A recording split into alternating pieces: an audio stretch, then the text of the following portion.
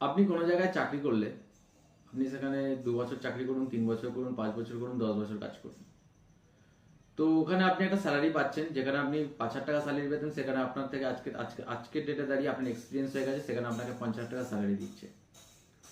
কিন্তু কোনো কারণে আপনাকে যদি কোম্পানির ডাইরেক্টর, ওনার, যেই থাকুক না কেন, তো সে যদি অপমান করে, তাহলে আমার মনে হয় আপনাকে কোম্পানি ত্যাগ করা উচিত। কারণ আপনার 10 বছর এক্সপিরিয়েন্স হয়ে গেছে, তো এর থেকে বেটার কিছু আপনি ডিজার্ভ করেন। সবার আগে মান সম্মানটা বেশি জরুরি, টাকাটা না। টাকাটা আপনি অন্য কোম্পানিতে 50,000 কেন 52,000 টাকা পেতে পারেন, তাতে কোনো অসুবিধা নেই, কিন্তু আগে মান সম্মান।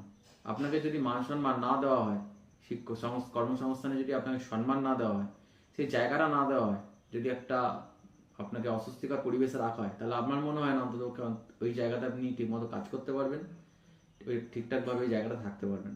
তো যথারীতি ওই কোম্পানি ছেড়ে দিয়ে আপনি অন্য কোনো কোম্পানি যেখানে আপনাকে সম্মান দেওয়া হয় সেই কোম্পানিতে যোগদান করা